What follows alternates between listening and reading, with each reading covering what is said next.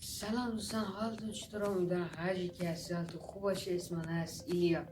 امروز اومدیم با هم بریم بهتون یکی از بهترین فیلتر هایی که برای پابجی هست و معرفی کنیم. خوبیایی که داره پینگتون رو بهتر میکنه، یعنی پینگتون بهتر میکنه.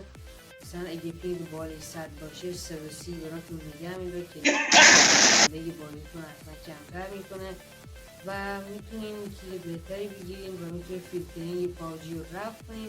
اسم این برنامه نکس هست، واقعا خیلی برنامه خوبیه، خودم ازش راضیم. راحت بس میشه روی گوشیتون و میتونین پینگتون رو بهتر کنین.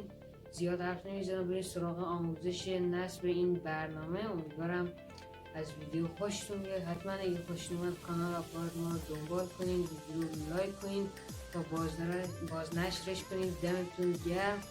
بریم سراغ ویدیو.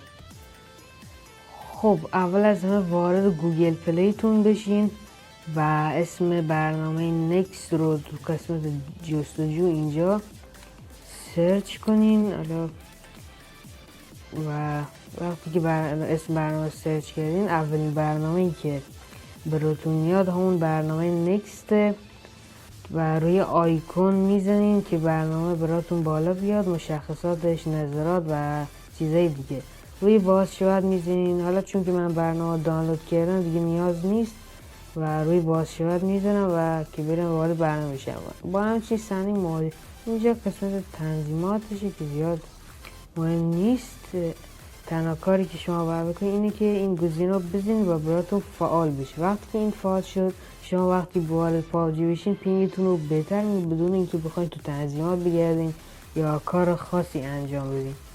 امیدوارم از ویدیو خوشتون اومده باشه. کانال آپارات ما رو دنبال کنید و ویدیو رو لایک کنید.